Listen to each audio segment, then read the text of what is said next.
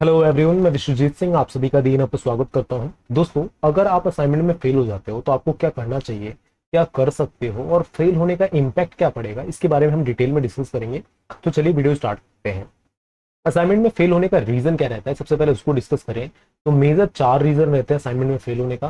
पहला रीजन ये रहता है कि जो असाइनमेंट के अंदर में पास होने का जो वैल्यू सेट किया गया है कि इस प्रोग्राम के अंदर में इतना नंबर लेकर आते हो तो पास हो गए, आप उस वैल्यू से नीचे रह गए तो आप फेल हो गए। दूसरा मेजर रीजन रहता है ये कि आपका जो असाइनमेंट है वो मिसप्लेस हो गया, आपने जहां पर जिस स्टडी सेंटर में जमा किया और वो मिसप्लेस हो गया, ये भी एक रीजन देखा जाता है क्योंकि बहुत सारे स्टूडेंट इस चीज को हर साल फेस करते हैं।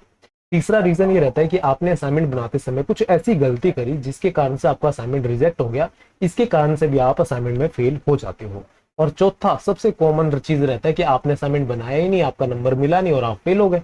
ठीक है, ये 4 मेजर रीजन असाइनमेंट के अंदर में फेल होने का माना जाता है। ठीक है, ये समझ में आ जाता है। अब देखो, एग्जाम के अंदर में आप किसी भी सब्जेक्ट का एग्जाम देते हो, किसी भी प्रोग्राम का आप एग्जाम देते हो, चाहे डिग्री कर रहे हो, डिप्लोमा कर रहे हो, सर्टिफिकेट कर रहे हो, तो एक एग्जाम देते हो आप, तो एग्जाम के अंदर में पास होने के लिए एक वैल्यू सेट की जाती है कि इतने परसेंट वाला स्टूडेंट पास होगा। अगर आप एमए हिस्ट्री के स्टूडेंट हो तो एमए हिस्ट्री के अंदर में, या एमए के कोई भी कोर्स आप करते हो, एमए इंग्लिश हो, एमए हिंदी हो, तो उसके अंदर में है कि भैया 40% नंबर लेकर आओगे एग्जाम के अंदर में तो आप पास हो। तो सेम चीज असाइनमेंट के अंदर में भी एप्लीकेबल किया जाता है कि अगर असाइनमेंट में आपके 40% नंबर आते हैं तो आप पास हो, अगर अदरवाइज अगर आपके उससे नीचे रहते हैं तो आप फेल हो। तो नॉर्मली देखा जाता है कि असाइनमेंट में फेल नहीं होते ज्यादातर बच्चे पास ही होते हैं। पर बहुत सारे केस ऐसे आते हैं, रेयर केस आते हैं, जिसमें क्या होता है असाइनमेंट रिजेक्ट हो गया, जिसमें क्या होता है असाइनमेंट मिसप्लेस हो गया। और कुछ बच्चे ऐसे होते हैं कि जिन्होंने असाइनमेंट बस लास्ट दिन जाकर 2-4 पेज लिखा था, उसमें वो पास नहीं हो पाए। ठीक है, लास्ट वाला जो होता है ना, चौथा जो मैंने बताया था रीजन फेल होने का कि हमने बनाया ही नहीं तो पास ही नहीं हुए, तो वो तो कॉमन है, उसका तो बात ही अलग है। तो ये चीजें रहती है। अब इसका इम्पैक्ट क्या पड़ेगा और क्या करना चाहिए, इसके बारे में हम अगर हम डिस्कस करें। देखो, अगर आप असाइनमेंट में फेल हो, तो जैसे मान के चलो आप एमए हिस्ट्री का स्टूडेंट हो और एमए हिस्ट्री का एक सब्जेक्ट है MHI 01। MHI 01 का आपने एग्जाम दिया, एग्जाम 100 नंबर का पेपर था, 100 में से 80 नंबर आए, बहुत अच्छी बात है, कॉन्ग्रेचुलेशन। पर आपके जो असाइनमेंट था उसमें आप फेल हो, तो क्या आपको डिग्री डिप्लोमा मिलेगा? अगर आपका कोर्स के अंदर में 4 सब्जेक्ट है या 40 सब्जेक्ट है, 40 में से 39 में अगर आप टॉप कर रहे हो, एक सब्जेक्ट में आपके असाइनमेंट सबमिट नहीं है, तो भी आपको डिग्री डिप्लोमा नहीं मिलने वाला है, क्योंकि उस सब्जेक्ट के आगे में कंप्लीट लिखा हुआ नहीं आएगा। ठीक है, तो इग्नू के अंदर में चलता क्या है कि 2 लाइन होते हैं प्रॉपर बने हुए, जिसमें एक तरफ में आ जाता है भैया आपका असाइनमेंट का नंबर, दूसरे तरफ में आ जाता है आपके एग्जाम का नंबर, इस तरीके से दोनों लाइन के अंदर में। ठीक है, और उनके लास्ट में होता है भैया लिखा हुआ आपका क्या, कंप्लीट। जैसे ही कंप्लीट लिखा आएगा तो मतलब क्या, आप उस सब्जेक्ट को क्लियर कर चुके हो, असाइनमेंट के नंबर भी मिल चुके हैं और एग्जाम के नंबर भी मिल चुके हैं, दोनों की जो पासिंग वैल्यू आप उसको क्रॉस कर चुके हो। यहाँ पे एक क्वेश्चन ये भी बन सकता है कि सर मैं बीए का स्टूडेंट हूँ, सर मैं पॉलिटिकल साइंस का स्टूडेंट हूँ, सर मैं बीए ऑनर्स का स्टूडेंट हूँ, या मैं कोई और कोर्स कर रहा हूँ, तो मेरे असाइनमेंट की पासिंग वैल्यू क्या है। तो आप डायरेक्टली क्या कर सकते हो, जैसे मान लो मैं एमए हिस्ट्री का स्टूडेंट हूँ, मेरा एमए हिस्ट्री का कोड है MAHI या फिर MAH। मैं डायरेक्ट गूगल पे गया, MAH प्रोग्राम गाइड ऐसा डालोगे आप, ठीक है, आपका जो कोर्स है उसका प्रोग्राम गाइड आ जाएगा, उसको आप डायरेक्टली पढ़ सकते हो। पढ़ने के बाद आपको पता चल जाएगा कि आपके असाइनमेंट की पासिंग वैल्यू क्या है, एग्जाम के अंदर में पासिंग वैल्यू क्या है, क्योंकि उस प्रोग्राम गाइड के अंदर में पूरा डिटेल में मेंशन किया जाता है। ठीक है, पहला चीज समझ में आ गया। अब देखो, इंपैक्ट तो हमने देख लिया कि भैया अगर आपका असाइनमेंट में नंबर कम आता है तो आप वहां पे भी फेल माने जाओगे, अगर आपको डिग्री डिप्लोमा नहीं मिलने वाला है। अब आप कर क्या सकते हो, देखो, पहले वाले केस की अगर मैं बात करूं कि आपने अपना असाइनमेंट तो बनाया और आपके नंबर कम आ गए, तो उसमें तो ये भैया कि आपको दोबारा असाइनमेंट बनाना पड़ेगा। ठीक है, नंबर कम आए, दोबारा असाइनमेंट बनाना पड़ेगा। एग्जाम की तरह नहीं है यहाँ पर कि आप रीवैल्यूएशन के लिए जा सकते हो, सर मैंने तो अच्छा लिखा था, आपने सही से चेक नहीं किया, रीवैल्यूएशन के लिए डालते हैं, चलो लो आप 850 रुपए लो और रीवैल्यूएशन के लिए डाल दो। ऐसा हो नहीं सकता। ठीक है, तो आपको उसके लिए क्या करना पड़ेगा, दोबारा असाइनमेंट सबमिट करना पड़ेगा। दूसरा रीजन रहता है कि आपने असाइनमेंट सबमिट तो किया, पर आपका असाइनमेंट मिसप्लेस हो गया, खो गया भैया, आपसे नहीं खोया, कॉलेज वालों की तरफ से खो गया, और ये बहुत कॉमन है, बहुत ज्यादा कॉमन। ठीक है, मैं साथ के जो स्टूडेंट्स हैं, जो साथ में पढ़ते थे, या फिर जो मेरे स्टूडेंट है जिनको मैं पढ़ाता हूँ, हर साल होता है कि 2-4 ऐसे स्टूडेंट मिलते हैं जिनका असाइनमेंट खो जाता है। ठीक है, वो नहीं खोते, जहां पे वो सबमिट करके आते हैं वहां पे खो जाता है। तब आप क्या कर सकते हो भैया, तो जब आप असाइनमेंट सबमिट करने जाते हो, चाहे आप ऑनलाइन सबमिट करो चाहे ऑफलाइन सबमिट करो, तो आपको एक एक्नॉलेजमेंट स्लिप मिलता है, रिसीप्ट मिलता है, रसीद मिलता है कि भैया आपने असाइनमेंट सबमिट कर दिया।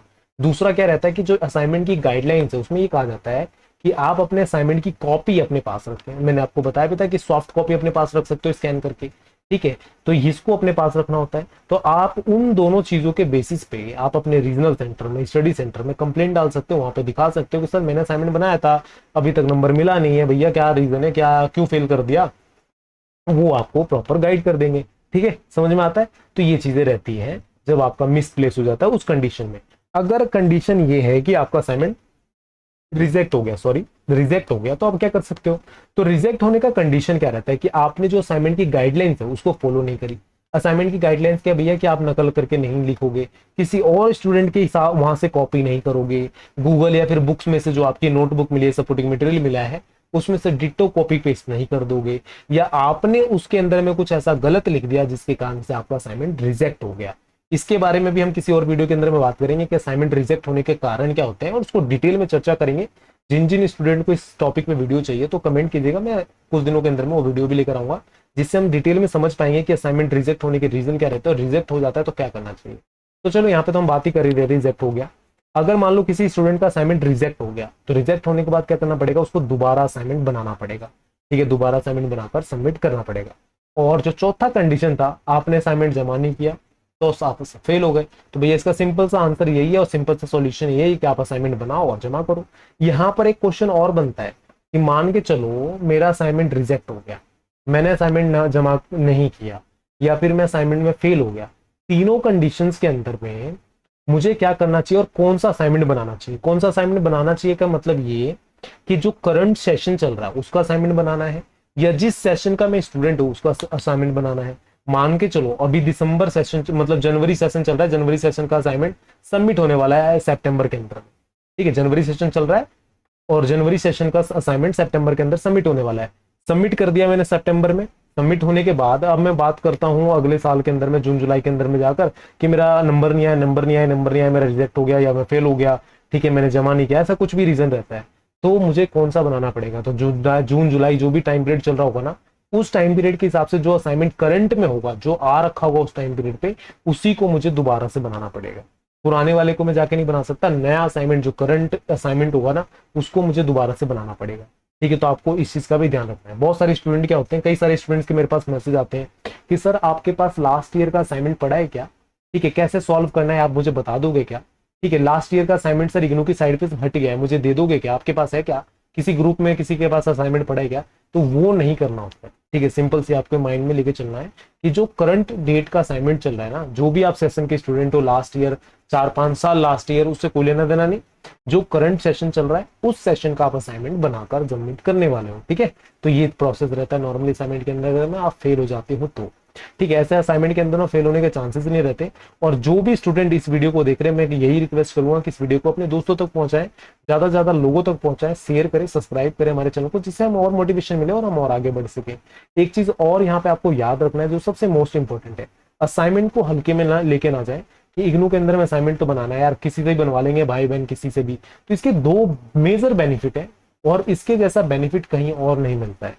पहला बेनिफिट ये है कि जब आपका फाइनल मार्कशीट तैयार होगा ना, या आप डिग्री के लिए जाओगे, डिप्लोमा के लिए जाओगे, तब आपको असाइनमेंट की वैल्यू समझ में आएगा, क्योंकि वो नंबर को आपको बूस्ट करता है। ठीक है, आपने बूस्टर लगाया ना, एनर्जी का ग्लूकोज चढ़वाया ना कभी गर्मी में, वो बूस्ट करता है, आपके शरीर के अंदर में एनर्जी डालता है। तो सेम चीज जब आपका फाइनल मार्कशीट तैयार किया जाता है ना, तो जो असाइनमेंट के नंबर है वो बूस्ट करता है। कैसे नंबर ऐड किया जाता है, फॉर एग्जाम्पल मैं एमए हिस्ट्री के स्टूडेंट्स के लिए बताऊं तो, एमए हिस्ट्री के अंदर में आपका जो एग्जाम आपने दिया, जो आपने एग्जाम अटेंड किया, उसमें आपके जितने नंबर भी आए उससे लेना देना नहीं है, उस नंबर के वैल्यू का 70% उठाया जाता है। और आपने जो असाइनमेंट सबमिट किया, कितने भी नंबर आए उसका मैटर नहीं करता है, उस नंबर का टोटल 30% निकाला जाता है, और 30% और 70% दोनों को जोड़कर 100% बनाकर आपका एक फाइनल मार्क्स तैयार किया जाता है। तो भैया जितने ज्यादा अच्छे नंबर लेकर आओगे उतना अच्छा वैल्यू बनेगा, उतना अच्छा पोजीशन मिलेगा आपको डिग्री के अंदर में, डिप्लोमा के अंदर में, सर्टिफिकेट के अंदर में, और उतना ज्यादा बेनिफिट होने वाला है। पहला रीजन तो ये रहता है। और दूसरा रीजन ये रहता है कि अगर आप असाइनमेंट बना रहे हो, खुद मेहनत करके बना रहे हो, तो जो आप एग्जाम देने जाओगे ना, तो एग्जाम के अंदर में भी आपको उसका बेनिफिट दिखेगा, क्योंकि आपको पकड़ रहेगी उस सब्जेक्ट के अंदर में, रिवाइज हो जाएगा इतना अच्छे तरीके से, आपका मतलब पूरा एक्सरसाइज आप कर लोगे उस सब्जेक्ट का, उस सब्जेक्ट को इतने अच्छे तरीके से पढ़ लोगे कि आपको बेनिफिट उसका दिखने वाला है एग्जाम के अंदर में भी। ठीक है, तो चलिए यहाँ पे मैं वीडियो एंड करता हूँ। अगर किसी तरह का कोई क्वेश्चन है, कोई डाउट है असाइनमेंट से रिलेटेड, इग्नू से रिलेटेड, तो आप अपना क्वेश्चन को रेज कर सकते हो। कमेंट बॉक्स आप सभी स्टूडेंट्स के लिए खुला हुआ है। तो हमारे चैनल को लाइक शेयर सब्सक्राइब जरूर कीजिएगा। एक एक सब्सक्राइब से हमें मोटिवेशन मिलता है। Bye bye, take care, all the best. यहाँ पे वीडियो हम एंड करते हैं।